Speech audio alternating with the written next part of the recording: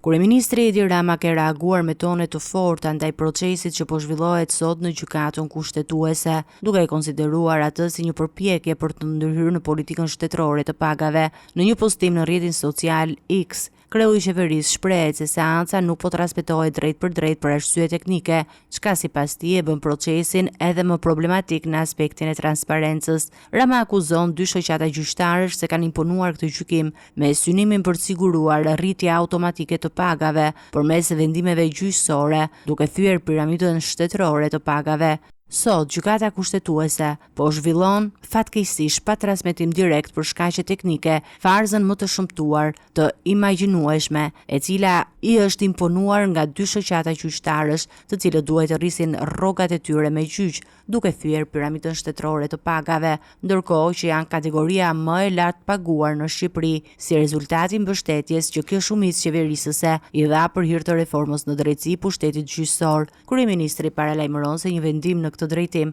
do ta kthente Shqipërinë në një rast unik, ku gjyqtarët do të përfitonin paga më të larta se çdo kategori tjetër, duke marrë në mënyrë të tërthort kompetencat kushtetuese të qeverisë dhe parlamentit për përcaktimin e politikës së pagave. Tani këta duajnë që në përjetësi t'u jepet e drejta të arrisin vetë rrogën sa herë rritet pagat e tjera, pra Shqipëria të jetë përgjithmonë i vetmi vend në botë ku gjykatës i paguhet më shumë se çdo kusht tjetër, duke marrë kompetenca kushtetuese të qeverisë e të parlamentit për politikën e pagave. Ky është një skandal logjik, moral, ligjor dhe kushtetues. Në reagimin e tij, Rama shpreh gjithashtu vlerësimin për SPAK, i cili nuk ju bashkua kësaj nisme, duke e cilësuar këtë qendrim si një akt pa përgjegjësirie dhe respektin ndaj pavarësisë së pushtetit gjyqësor.